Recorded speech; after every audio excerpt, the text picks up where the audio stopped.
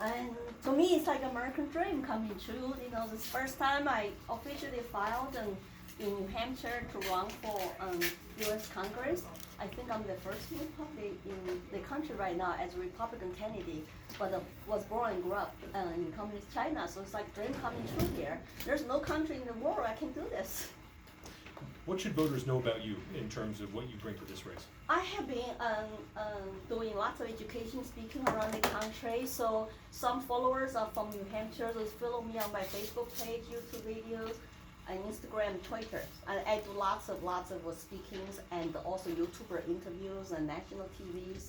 Include yours, three interviews. So I think I'm ready to meet people in person besides just YouTube or social media. I like to go to town hall meetings and libraries and community events for July 4th or your local community. Whoever wants to meet with me, I'm really not that partisan. I want to connect with people of New Hampshire, especially independents, that they're looking for options.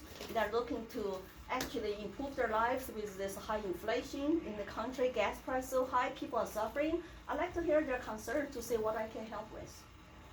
Can you tell us more about your background? What do you do for work? What have you been doing for work? So I was trained in China as a lawyer and a faculty member in law school in Shanghai before I came here at the age of 23. And after I came here, I, of course, went to graduate school, master's degree in social work, actually. So I have lots of Democrat friends in that school.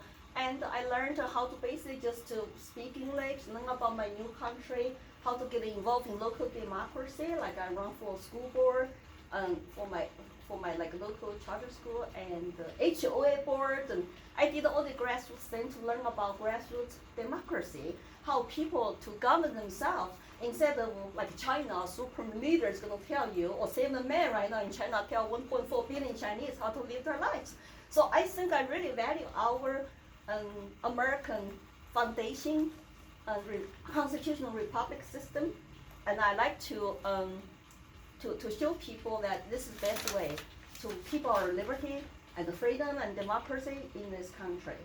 And so I become self-employed when I was laid off in the year of 2000, and I started my own business and was not profitable for years. You know, my husband's job and to pay for mortgage and to pay for lots of bills. But I finally become successful, become like an entrepreneur. I have 3 home business right now. One is residential real estate, and one is expert witness for like consultant on anything about China, and also professional educator and speaker to travel around the country to do interviews and provide motivational speaking to inspire people in this country to know about horrors of communism and socialism and tyranny, so they can get involved and to say, you know what, we don't want America to go down that path. That's what else I'm running for, because I'm running to stop United States from becoming the country I loved and to keep our American dream alive.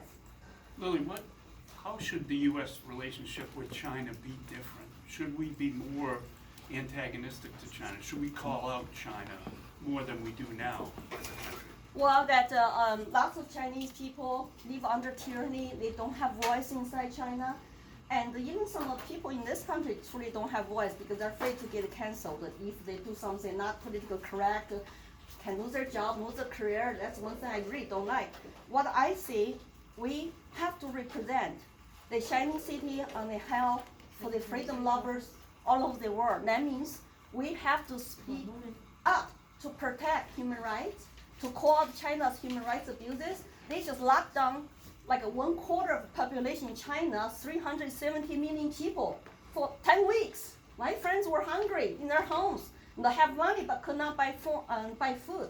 They just let out on a limited basis now with the pass. So it's not really free country. You need a permission to have a little bit freedom.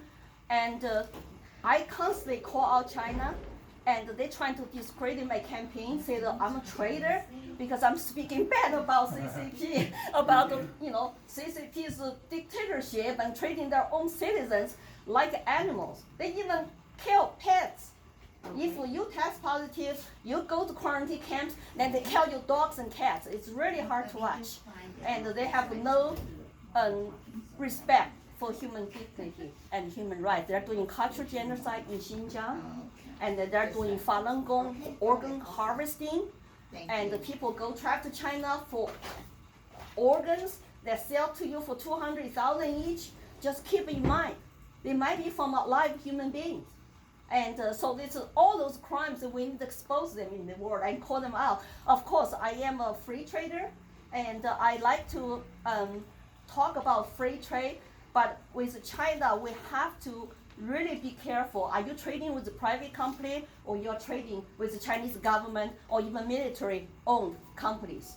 So we need to differentiate that. And if we rely on China for supply chains, where China is like could be just like a Russia, it's not predictable what they would do, and we need to move away from relying on China for our supply chains, and by being competitive, by bringing our jobs home, and by being independent. So we can really reevaluate the whole situation with China policy we have had, like include the World Trade Organization, World Health Organization, and as Americans, we're not subject to all the world organizations. We do not vote for those people.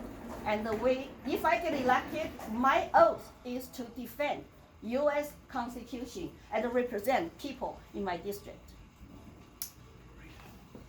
Thanks for your time. Oh, thank you. Good luck to That's you. great. Good Yeah, luck to you. I need it, please. Yeah. Good luck.